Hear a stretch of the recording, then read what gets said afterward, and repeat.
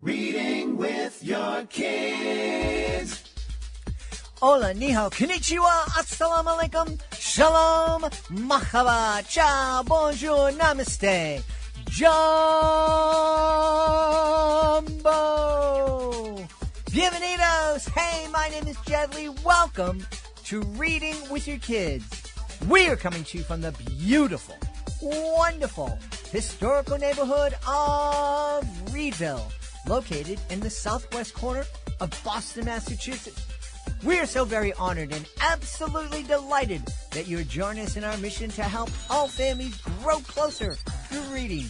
We do that by sharing fun, thoughtful, and thought-provoking conversations with fascinating people who just happen to be writing books for kids of all ages. You can join us in our mission by telling all of your family and friends about the show and letting them know that they can hear us on the WREB AM/FM 24/7 radio network. And they can find us on the iHeartRadio app, on Spotify, Apple Podcasts, Good Pods, Podcast Addict, Amazon Music, CastBox, Audible, Player FM. Wherever you find your favorite shows, you can find Reading with Your Kids. Two amazing guests coming your way this episode. Allison Olson is here to celebrate Surrounded by Love, an open adoption story. And later in the show, celebrating his brand new picture book, his debut picture book called The Fib, Pedro Iniguez. This episode of Reading with Your Kids is brought to you by Careful What You Hear, a wonderful middle grade novel by Helen Dunlop Newton. Noah Baker is not an average 13-year-old. He's a mind-reading secret agent. Ever since a mix-up gave him an experimental cochlear implant, he and his partner Lena have been going on spying missions for the government. Now they're in for a reward for all of their hard work. Space camp! Their fun threatens to melt away when Noah overhears thoughts revealing a plot to steal secret plans from nearby Redstone Arsenal. Should Noah report what he heard and risk losing a chance to compete in the end-of-camp mission with Lena? Or should he keep quiet and risk bad people winning again? Careful What You Hear is the sequel to Helen's very popular Do You Hear What I Hear? Get your copy today. You and your kids are going to love it. Careful What You Hear by Helen Dunlop Newton. Also want to let you know that this episode of Reading with Your Kids is brought to you by Once Upon a Dance. Once Upon a Dance, they create books that move you. Literally. Once Upon a Dance turns story time into a dance-along adventure. Build confidence, create connection, and enjoy screen-free fun. With over 600 awards and 3,000 five-star reviews, these interactive tales inspire kids to jump, twirl, and imagine. They inspire you, too. Find your next adventure at onceuponadance.com. They're available wherever books are sold online. Check it out today. Once Upon a Dance, books that move you. Literally. Before we invite our guests into the studio, I would love to invite you to visit a very special website. It's clownswithoutborders.org. Clownswithoutborders.org. This is a group that I absolutely adore. I am part of Clowns Without Borders, and I had the honor of being part of the 2023 tour of El Salvador. I had so much fun joining with artists from all over the world to bring a smile to people who really needed it and really appreciated it too. And we would love for you to join us as a monthly Joy Maker. The Joy Makers, they're a family of people just like you who love to laugh and make other people feel good. So please take a moment and visit clownswithoutborders.org and consider joining me as a Joy Maker. I'm really looking forward to our conversation this evening. If you've been listening to the show, you know that I hold adopted parents in high regards. I think that they are incredible people. They make incredible sacrifices, and it's just a beautiful thing that a family can open up their heart and their home to one of the almost 400,000 kids that are in the foster care system here in the United States on any given day. And so we're going to be talking about adoption with the author of Surrounded by Love. It's a great new series from our guest, Allison Olson. Allison, welcome to Reading with Your Kids. Thanks for having me on, Jed. Appreciate it. Delighted to have you on. I should start off by mentioning that you are one of the heroes that I celebrate in that you opened your heart to somebody who needed a home. Yeah, and I am adopted as well. So I was adopted back in 1979 through a domestic infant adoption, and my adoption was closed. That was very common in 1979. That just means you do not know actual information, names, right, about the birth family. And then our daughter, our youngest daughter, is adopted similarly through a domestic infant adoption, but the main difference is that hers is an open adoption. So we have a very close relationship with her birth mom and her birth family. And that's a big change in the adoption world between 1979 and now, right? So about 90% of adoptions are open these days. Really? Yeah. Well, I can see arguments for both, but at this point in time with technology, a closed adoption doesn't seem like it's going to be closed for very long. That's correct. With DNA and whatnot. So it probably makes sense to just deal with it and be open right from the start. Exactly. And they've done a ton of psychological studies with adoptees, and it is just much more beneficial to know where we come from, to have medical history, to be able to communicate with our family, all of that. It's just the healthiest for the adoptee. Yeah. So, Surrounded by Love. There's 3 books in your series. Why don't we start first with the original, Surrounded by Love, an open adoption story. Yeah. So I did not set out to become a children's book author. It just happened. I was preparing for the birth and adoption of our youngest daughter, and we had the nursery all ready, and I had bought a big stack of books that were kind of the highly recommended children's adoption books. And I started reading them, and again, having a different perspective, being adopted myself, I was reading through them, and the messages they were not resonating to me as the story I wanted to share with our daughter. So there were a couple themes in there that were a little off-putting. So some of them really had this like lucky narrative, that the adoptive parents came in and saved them, and what would they be without the adoptive parents, and that they've done plenty of studies, has very long-term negative effects on children, like having that feeling that they're not good enough in and of just themselves, that they needed someone else to make them better. And there's, like I said, lots of studies around that causes people pleasing and all these other things that can go down bad routes. And the other thing I was seeing as a pattern in the books was like an imbalance. So if they talked about the birth mom or the birth family at all, they would talk about them differently than they'd talk about the adoptive parents. Okay. And so when a birth mom comes to adoption and when adoptive parents come to adoption, they usually come with both struggle and love. And the struggle is, a crisis pregnancy on the birth mom side. The struggle on the adoptive parency side is infertility, or the only way to grow their family would be through adoption. And these books tended to talk about the struggle from the birth mom and the love from the adoptive parents. And so it felt very imbalanced.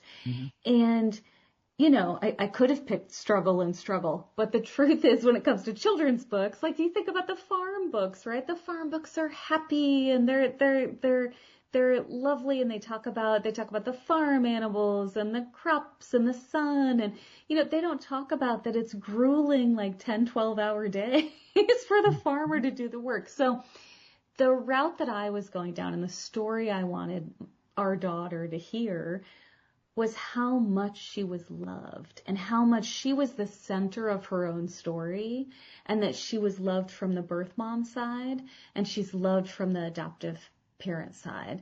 And there were a couple things imagery wise that were important to me, to show the birth mom equally as many times as the adoptive parents, to show like this equalness in the love. In addition to, there were not a lot of books that actually have the birth mom illustrated.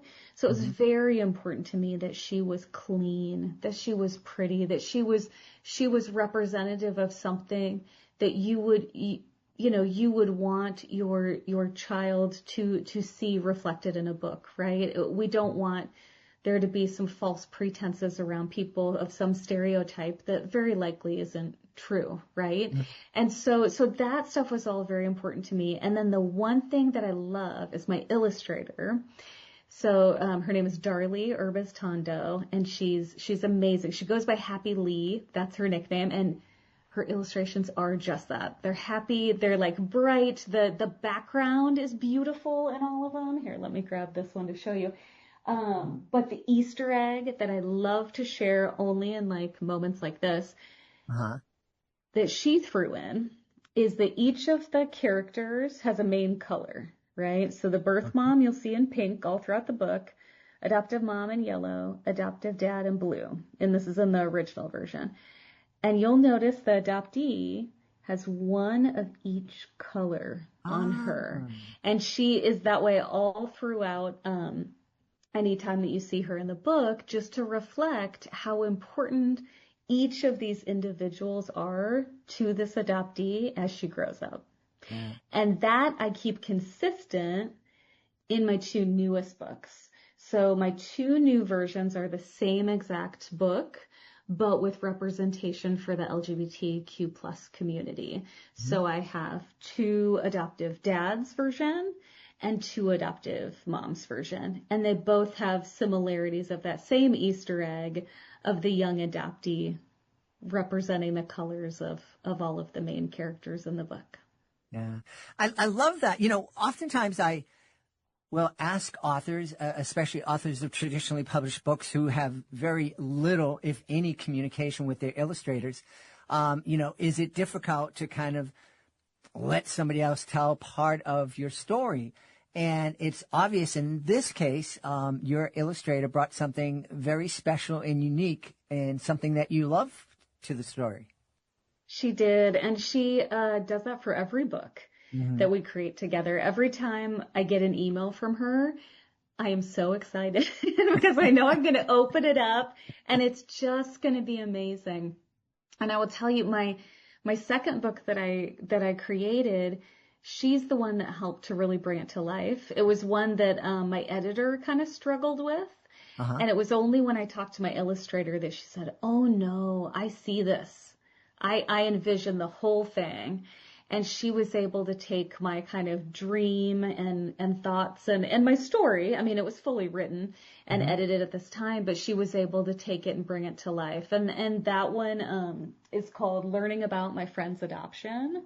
Okay. And it is one of the first books ever created to help kids that are not adopted learn about adoption in a very fun, kid-friendly way that normalizes adoption. And honestly, as someone who is adopted, it's a lot of the same questions that I was asked and that, would still be asked today.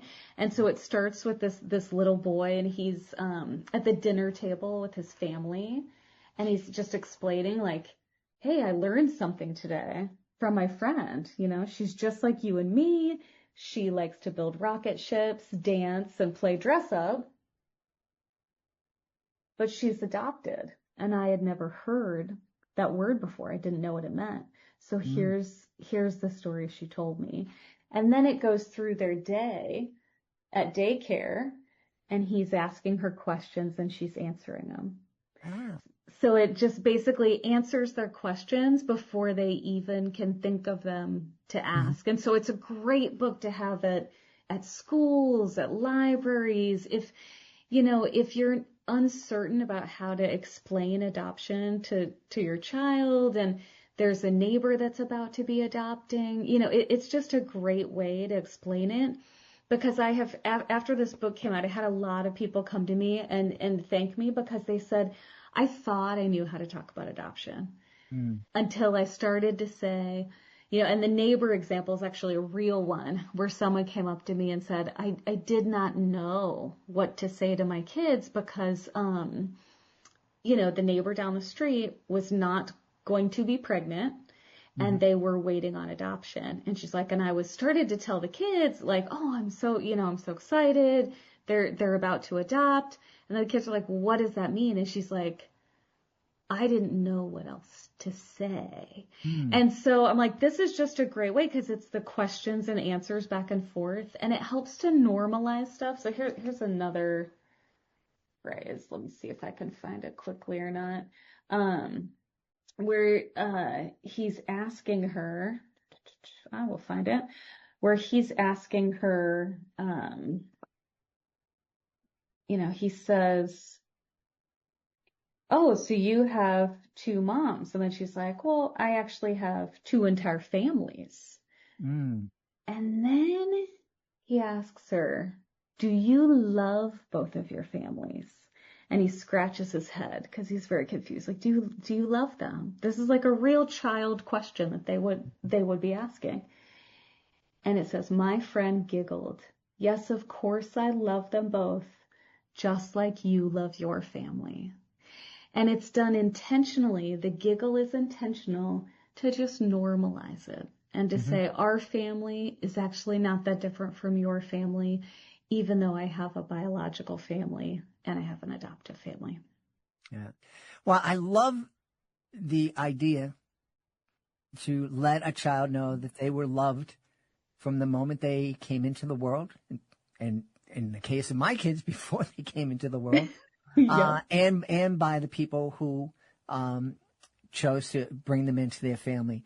I think that's an important message. Even, I can't imagine sitting down thinking, I'm adopted. I'm 7 years old. Why did this happen? It'd be so much better to be able to say, hey, kid, your mom loved you. She wasn't able to take care of you. For this reason, that reason, right? It had nothing to do with you. She made this choice because she loved you, because she thought this would be best for you. That's exactly. Yeah. I have to tell you, I'm going to be very open and honest with you. Probably 15 years ago, maybe, when I think there was a controversy here in Massachusetts where the Catholic Church, Catholic charities were responsible for a lot of the adoptions. But they said, you know what, we prefer to have a family with a mom and a dad adopt the kids in our care. And the Commonwealth of Massachusetts said, nah, you got to open up. And so the Catholic Church said, well, it's kind of against our thing, and so we're gonna tap out and wish you all best. And at that time I was like, oh yeah, a mom and a dad, that's kind of basic. I kind of think that's important. But then I had an experience. I was performing one of my educational magic shows in northern Maine, and I had this thing where I used to hand out a few little green beads, and I'd ask the kids that were holding on to them to think about something they were thankful for, and I was going to collect them and do something magical with them. And on this one particular day, there was the young man at the back of the auditorium. When I came to him and I said, "What are you thankful for?" He said, "Jedley, no, the people here don't know me. I'm new to this school, but I'm thankful for my family. I have two dads now, and it's the first time in my life that I've had a family of my own. And so I'm thankful for my two dads." And at that moment, I said, well, I was wrong. And it's like, if a kid gets a home, hopefully it's a loving, caring home. Then, if it's two dads, two moms, one dad, one mom, exactly. A dog, a dad and a golden retriever. No, I'm kidding about that. But, I think it's the family, I think, is what's most important. I completely agree. And that's such a lovely story. And I think that it's important for us all to know that and keep that in mind. And I think that the more imagery we can see, you know, in books and in movies and TVs, the more it will normalize it for us, right? So you think about shows like Modern Family, right? Modern Family was around for so long, and it truly was representative of the way more modern families look, right? And then all of a sudden it was in people's households, I don't know, 3-5 times a week. I mean, those reruns play a lot. And then everyone's getting exposed more to, oh, two dads and they're loving dads and, oh, they're kind of funny. And, you know, and all of that it's really important. And so that is part of why I wanted this representation. I think it's important for adoptees to know their story, be able to pull a book off the shelf and be like, this represents us. And my family is normal, is love. You know, that's what I wanted to show with these books. Wonderful. Are you planning, since this is a series, are you planning on tackling the issue of interracial adoption? I know. Excellent question. Yeah. So go for it. Yes. Okay. So, that is an absolutely excellent question. So to be able to answer that, I need to first explain that with adoption comes trauma. And when you say the word trauma, people do get a little sensitive because trauma can mean different things to different people. But even in my case, where I was, you know, went straight from the hospital to my adoptive family's home, right? And same with our daughter as well. There is trauma involved because the baby bonds with inside the womb of the mother. There is bonding. And then when they're looking for those sounds, they do not hear those sounds because they do not live in the house with the mother. And so there is trauma there. Then when you talk about a transracial adoption, so the child is of a different race than the parents, there's extra layers of that on top of it. And so I don't feel like in my experience being a white woman that I can correctly represent that with necessarily the same language. So like in all three of these books, it's the same exact language across, just different representation. I feel like there's some extra components that need to be, you know, of the adoptive parents celebrating the culture of the adoptee. There, you know, there needs to be components like that included and involved in it. And my hope is that more transracial adoptees will be writing these books. There are some that have been written, but I'm hoping that they can write more. If in a couple of years there aren't enough on the shelves, I might partner with a transracial adoptee to make sure their voice is being heard in the story, because that's one I think that I may not do enough justice representing as who I am. Yeah. Well, that's an incredibly honest answer, and I really appreciate it. It's obvious that you've taken a lot of time to consider it. As a parent of an adopted child, there may be someone listening who is like, wow, would it be right for me? What should I don't. Talk to that person. What kind of questions should they be asking? Please, just because maybe we can make some magic happen for a kid and a family tonight. Yeah. I would say start with examining the whys. You know, why am I thinking about adoption? Why am I wanting to expand out my family? Even write them down, you know, so that you can have kind of the more concrete reasoning behind it. And then I would really say to do research, because there are several different types of adoption. There's adoption from foster care. There is domestic infant adoption, which is the one I'm the most familiar with. Foster care is different by state, so there's different laws and different rules in each state. There's also some international adoptions. They're very, very small these days because a lot of countries have closed their borders.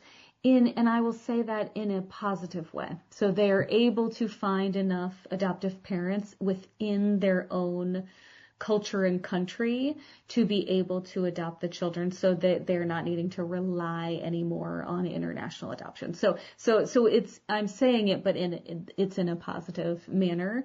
Mm-hmm. And then once you've researched and really are figuring out, like, okay, this is something that I'm wanting to do, that I feel called to do, then study up on open adoption and on attachment theory. So attachment theory is all around how we as humans attach to other humans. That was a big thing that, for our home study, we had to go through about 20 plus hours of just courses on attachment theory.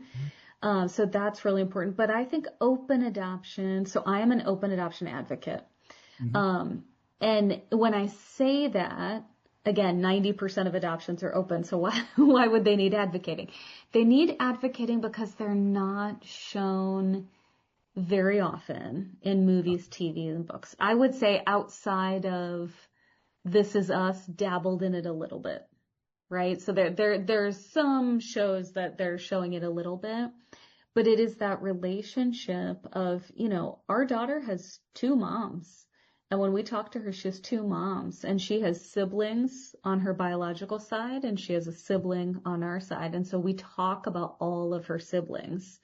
And when they do activities in class, I make sure the teachers know, no, this is correct. She has these siblings. She has 2 moms. Like, we encourage this. We want to talk about it. And I think that society for the longest time thinks it's like something like to be like hush hush about, or to be secretive about. And so I would say that's the biggest thing, is to make sure to have that understanding around open adoption and that additional love in your heart. So the way that we view it is our daughter's family is an extension of our family. She just has more people that love her. And it sometimes it's tough for folks to grasp, especially adoptive moms. Like, I don't want to share the mom title, or, things like that. But the truth is, like, love only multiplies. It doesn't divide. Right. So you never hear about couples that, like, if the mother is pregnant with child number 2, we as society don't always go up to her and her partner and say, ooh, have you had the conversation with the first child, that you're going to take away half of their love and give it to the other child? No, because we know that's not how love works. So if we open our mind, and again, with these books, have the visuals there to understand that it's just another family, it's another mom that deeply loves this child. And that's only a good thing. It's only a good thing. We should tell everybody where they can go to find out more about Surrounded by Love and more about you. Yes. So the books are available on Amazon.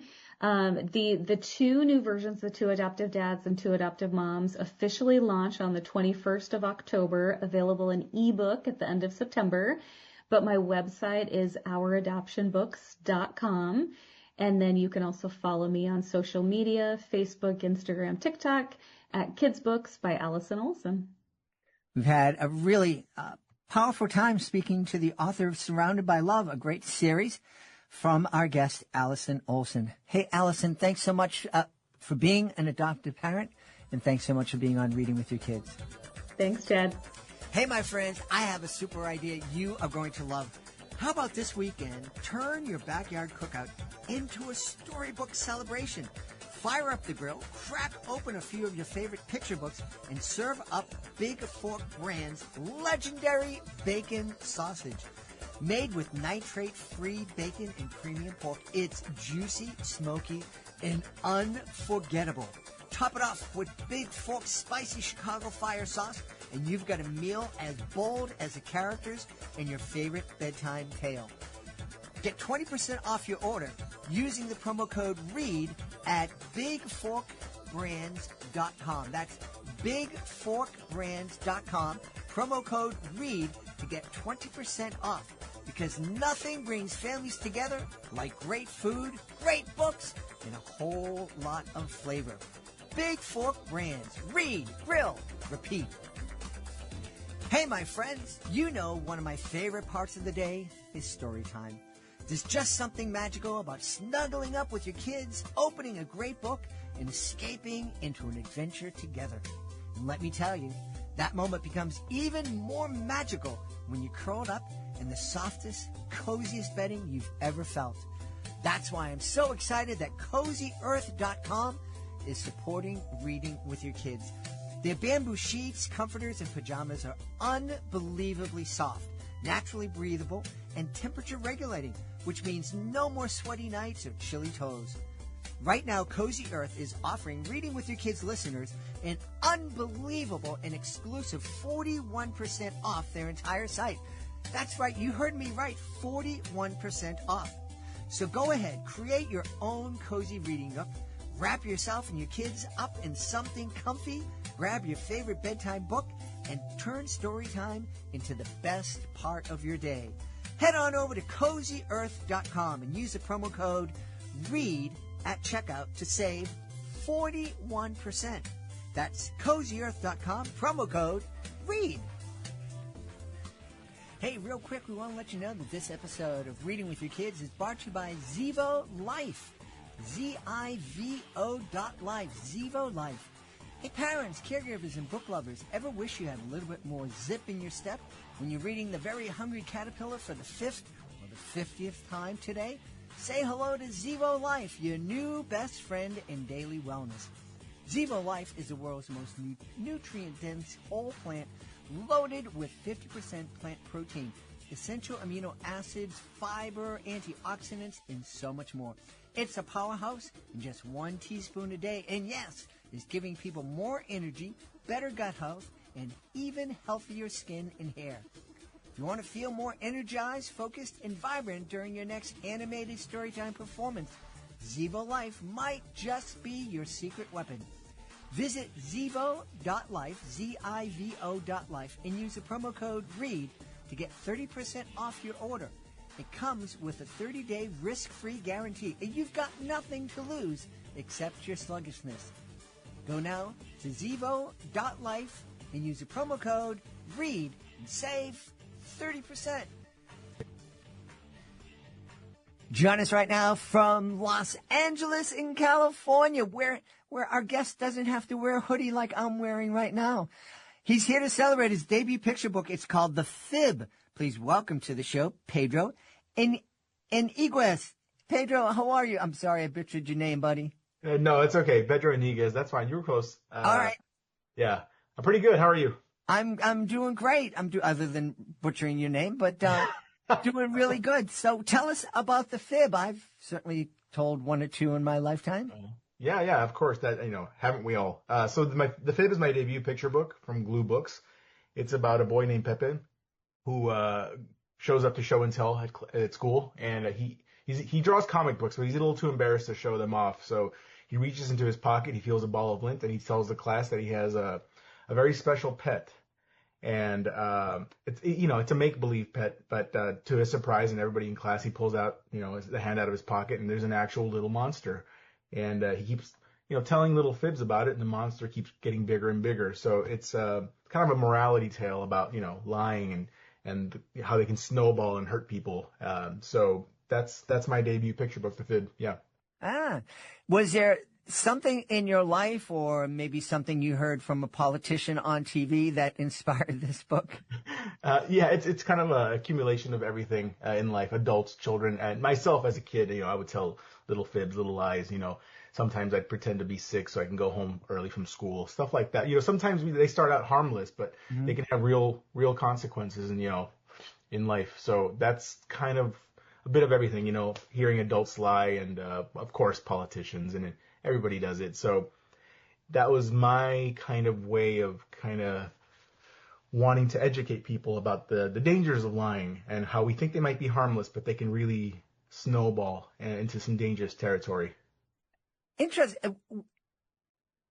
Was there was there something that happened in your life? Did someone tell you a fib that grew into tremendous proportions that made you think, I have to write a picture book about this? Not anything that stands out, but there have been like old relationships and friends and employers that maybe fudge the truth a little bit, and those things kind of, when you find out, they kind of hurt. So yeah, it's kind of like just all of that. I took every experience I've ever had in life, not any one particular one that stood out, but it's kind of an accumulation of all those things that kind of went into wanting to tell this story. Yeah. It's funny, when we started speaking, I was trying to think of maybe the first time I knew my parents told me a fib. Mm-hmm. But instead, what came up was a moment in my life, in my professional life, when I was still working in human services 4 decades ago. And my boss lied, blatantly lied. And I was horrified. It was evidently I was very naive, but I was just like, man, I can't say the words that I was really thinking, but it disappointed me tremendously, and it really soured me on the whole field. Yeah, I've been there too, with employers, when there was one occasion, I think, when, I was fairly new at a job, and they say, hey, you're doing great. And then I think a few days later, they're like, we're letting you go. And it's something like that can really, to someone else, that might have been something that, okay, I can let this go, but they can be painful lies, once you find out what the truth really is. So they can have major consequences. Lies can hurt people. And that's something that, I wanted to kind of show with this book. To you, they might not mean a thing, the little lies that you tell. Sometimes you're not even intending to hurt someone, but, as those lies kind of accumulate and, as time goes on, those can really hurt people's feelings and emotions and stuff like that. So it's something, we all have to be careful about when we do those things. Yeah. Pedro, you were telling me before we hit record that this is your debut picture book, but that You've been writing science fiction and other books for adults. What did you just wake up one morning and thought, I think I'll write a kid's book? Yeah. Well, so I've been writing science fiction and horror for about 16 years now. I've also won the Bram Stoker Award. I became the first person of Mexican descent to win the Bram Stoker Award, which is the highest honor in horror fiction. And I just won that in June. But I've always wanted to write children's picture books. I've always been a kid at heart. So, and I've had these ideas for a while now. So this was my first one. I sold it to Glue Books last year, and they took a chance on me, and, bless their hearts for that. They really liked my vision for this, and I'm happy they did, because I feel this is something that could really connect with a lot of people, not just children, but adults too, because, hey, who hasn't told a fib, So that's what I really wanted to do here, and have some fun with it, because it is about a monster that keeps growing and growing, the more fibs the kid tells. So yeah, this has always been in me. I've always loved children's. I have a whole collection of children's books. I still read them. So this is a big part of me. I don't just write for adults. I also want to write for children too. So, and I bring some of that horror stuff that I've been writing for adults, but tone it down for kids. So, yeah, this is very much me. Yeah. Cool. Yeah. Cool. I've told this on the podcast. I was a huge consumer of horror all my life. Stephen King fan, Anne Rice fan. Loved all the ghost stories and the horror, and then something happened. I became a dad. Mm-hmm. And I was literally in the middle of an Anne Rice novel, and my son was born, and when we got home, I picked up that Anne Rice novel, and I read about a paragraph, and I said, nah, I ain't going back here. And I haven't been able to pick him up ever since. Oh, that's interesting. I've never heard something like that. What about that? It certainly had something to do with becoming a dad. Yeah. Now, okay, my life has changed. My role has changed. My perception of the world has to change. I have to take care of this kid, and I don't know if I want to spend my time thinking about all the evil that's in the world. Yeah, I agree. I understand what you're saying, and sometimes it can be hard to take in. There's already enough cruelty in the world, and we are reading about it some more. So, I did want to obviously tone this down for kids and make it spooky, not scary. And kind of the monster is kind of that representation of the lies. It's like the metaphor. So I think they'll be able to catch that, and hopefully that'll. Sometimes people learn differently. Sometimes the direct approach works for some of the people. They need some kind of metaphor to kind of explain something. So that's the purpose of this monster in this story. And so it's basically representing lies we tell. So I was hoping that would come across to the kids, and they take some interest and fascination in the monster. So that was my way of bringing the adult horror sensibilities into a children's picture book. So I hope that connects with them. I'm sure it was. We know that kids love spooky middle grade books. We've celebrated lots of spooky-ish books, picture books, and so I think the idea of this fib that turns into a monster and just grows and grows and grows will really connect with little guys. I'm curious. One of the things I often ask authors is, what kind of conversations do you think families can have as they're reading your book? And I think there are some that are obvious, but I'm thinking, and I don't mean to say this to turn anybody off from the book, but I'm thinking there's going to be a family out there that reads the book, and a kid might turn to the dad or the mom and say, "Oh, a fib, like when you told mom that dress looked nice on her, or when you told me there's Santa Claus," or something like that. Yeah. Yeah. Well, kids are likely to blurt out stuff like that, and it goes both ways, even when they're honest, they're brutally honest, and but the same thing, on the flip side of that, they'll also tell blatant fibs, they'll just speak whatever comes to mind, and sometimes there's no filter. So that is, but that would be made easier if these conversations are had earlier, so I think it's a good thing. Yeah. It's a good thing because if the parents are telling fibs, the children will catch that too. Yeah. And usually their mannerisms will trickle down to them because they're learning what they see at home. So I think that's why it's important for everyone. This book is, I think, important for children and adults, the ones reading them the stories, and because you see, fibs can have consequences that we're not thinking about. Right. Yeah. Right. Have you had a chance to read this to a classroom or a group of kids? Not yet. October through November, I'm pretty much booked. I'm going to be doing a lot of readings at the libraries and schools and stuff like that. I have a few reading events, so I will be deep into that. Yeah. Well, that's a really wonderful thing. Have you done any of that with your other books? Been in front of groups of kids, or because a kid audience is very different than an adult audience. Yeah, no, a lot of my other stuff is adult fiction, so I have read in front of adults, but not children yet. So, but I'm eager. I'm excited to do this. Yeah. Awesome. I think you got to practice holding the book and then reading sideways, kind of upside. I've been doing that. Yeah.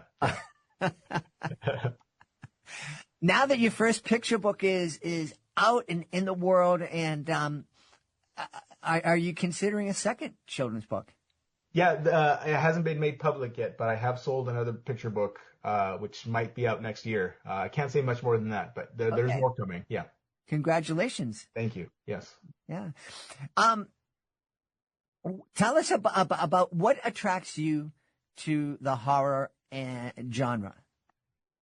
Well, horror genre is interesting because it allows the author to explore themes which might be seen as, too unsettling or taboo or intense. And like I said, people learn differently. And sometimes people learn better through reading fiction and the metaphors that we speak to about society and our deepest fears and the things that horrify us.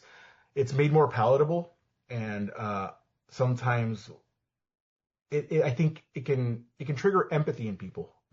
It makes us connect with people that aren't ourselves, and I think it allows us to explore those horrible things in life that maybe sometimes we are hesitant to do on our own.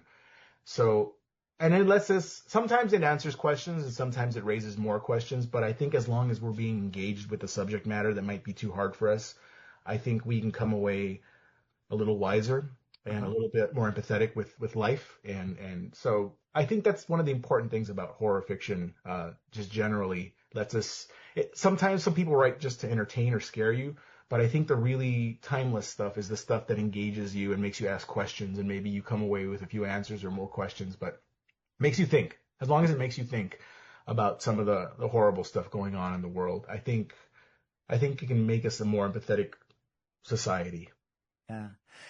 As a writer for adults, you're pretty much telling the whole story. You get some input from an editor and a publisher and whatnot, but it's pretty much your story. You're telling the whole story. As a picture book author, you need to leave room for your illustrator to tell part of that story. Was it hard giving up that part of the storytelling? No, I actually didn't leave a lot of notes. So I gave the children names. Well, besides the main character, Pepe, I gave a lot of the children, who I wanted to be Latino, particularly, but a lot of the other children had names, but I didn't describe what they looked like. I didn't describe their ethnicity or nationality or anything like that. I left that interpretation up to the illustrator, and I did that on purpose. I trusted the process, and I trusted the illustrator would want to have some, creative freedoms here. So, what mattered to me was the story, the essence of the story, the bones of it. So that was most important to me, but I was very careful not to leave a lot of, even with the monster. The monster is described here. Let me pull it up for you. The monster is described as a monster with, horns like a ram, claws like a bear, wings like a bat, eyes like an owl, and a tail like a lion's. So that's the fib that Pepe tells. But I didn't actually describe, the monster's color, any part, the size of its body and its shape. I left that up to the illustrator, Nathan Kwan, who did an amazing job, by the way. And he brought that monster to life with just those details I gave him. And he made it green, and it has texture like a ball of lint that kind of just grew out of proportion. So he did a really great job, and I can't wait for people to see the artwork here. But yes, it wasn't hard for me to give up. I'm very collaborative by nature. I'm a team player. So, but, you do give up some freedoms, but I had no issue with that. Uh-huh. Who are the authors that kind of you look up to, or who inspired you in your writing career? Well, with adult fiction, Ray Bradbury is a big one. Stephen King, Clive Barker. With children's books, it's a little bit more diverse. I can't say I have a favorite, but Dr. Seuss, obviously. And some of my favorite books are Where the Wild Things Are and, Swimmy, Can I Be Your Dog? There's a lot. There's a lot of picture books that I grew up on, and it's just all that kind of just nurtured me and inspired me as a child, and even as an adult. So it's a wide list, but yeah. Your ideas for horror, do they come from nightmares that you have, or is it, I'm really angry at this person and I can't lash out at them, but I can create a monster that's going to eat them? A lot of no, not nightmares in particular. I think it's a lot of the things that scare me personally is where a lot of my horror writing comes from. So, like maybe if my adult fiction, something like cartel violence, that scares me. Okay. I don't like the thought of bad people doing things to, other people, just to maintain power, basically. Right. And the drug trade and stuff like that. And I'd be scared of maybe being on vacation in another country and being abducted by one of these people, and then my family having to hear that, there's a ransom on me and they want to, stuff like that is scary. So I translate that into, maybe I'll add a cosmic horror monster in there to kind of represent these terrors, these real life terrors, So that's my adult fiction. For children, it's a little different. It's something, it can be something as what we think is trivial as a little lie. And what that represents. There aren't so many terrors about it, but there can be some scary things that can spiral out of control if we don't check them early, like lies, So it's a little different. It's more like a moral that I'm trying to touch on for children. So it's a little different. Yeah. It's interesting you say that you sometimes are afraid of, or imagine being abducted in a foreign country. traveled to Panama, which is an absolutely gorgeous country. The people are wonderful. I loved it there. But there was one morning when my beautiful wife wasn't feeling well, and I said, well, no worries. There's a pharmacy. Remember, we passed it the other day. I'll just walk down to the pharmacy and get you what you need. And on my way to the pharmacy, there was a security officer who just kind of followed me along. He would ride around a block, but then, he'd just follow me all the way and back. And I remember sitting down talking to the hotel bartender that night. I said, can you imagine? This guy thought, I'm an old man. He thought I'm going to rob someone's house. He just followed me around. And he said, so, senor, he wanted to make sure no one robbed you and took you away and kidnapped you. And oh, wow. I said, okay. What a twist. Yes. No one bothered me. I had a great time. Panama is a great country to visit. Wonderful. Good to know, actually. Yeah, I've that's been on my list. I wouldn't mind traveling there at some point, but good to know. Thank you. Yes. We should tell everybody where they can go to find out more about the Fib and find out more about you. Sure. So for the Fib, they can go to gluebooks.com. And for me, they can go to my website, pedroiniguez.com. And they can find everything they want right there. All the information's there. I have my about me, my bibliography, and all the information about every book I've ever put out. And if they want to get to know me more and what's coming out in the future. So for Glue Book, they can check out the Glue Books website and have all the information. It comes out October 7th, so they'll have any information they want there. And you've got all the blurbs. I was actually fortunate enough to, there's an animated film that came out about 10, 12 years ago called The Book of Life. I don't know if you've heard of that one. I think I did, yeah. Yeah, it's an animated film. It was directed by Jorge Gutierrez, who's a Mexican animator, and it was produced by Guillermo del Toro. Well, the director, Jorge Gutierrez, blurbed this book, so very kind of him. That was a really nice endorsement. So that was really kind. And so that's also up on the website, and it's gotten some good reviews early on from Kirkus and Forward Reviews. So I'm very excited, and they can look all that up on the Glue Books website. Awesome. We've had a great time speaking to the author of The Fib. It's a debut children's picture book from our guest, Pedro Iniguez. Inigas. Why am I messing up? It's all good. Pedro Iniguez, thank you so much for being on Reading with Your Kids. Hey, thank you so much for having me. It's been a great time. We hope you've enjoyed this episode of Reading with Your Kids, and will join us for the next exciting episode of the show. In the meantime, please connect with us on social media, facebook.com/readingwithyourkids, at Reading with Your Kids on Instagram, at Jedley Magic on X. We have a great YouTube channel, youtube.com/readingwithyourkids. And of course, our website is readingwithyourkids.com. We'd love for you to visit our website, check out our blog, check out our Certified Great Read Wall of Fame. And if you are an author, please be sure to click the author's click here button at the top of the page to find out how you can be a guest here on the show and tell thousands of Kidlit fans all over the world about your fantastic children's book. I want to thank the folks who made today's show so wonderful, starting with our guest, Allison Olson. Please be sure to check out Surrounded by Love, an open adoption story. Also want to thank Pedro Iniguez. Please be sure to check out The Fib.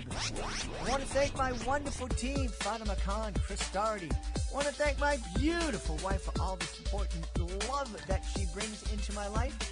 Most of all, we all want to thank you.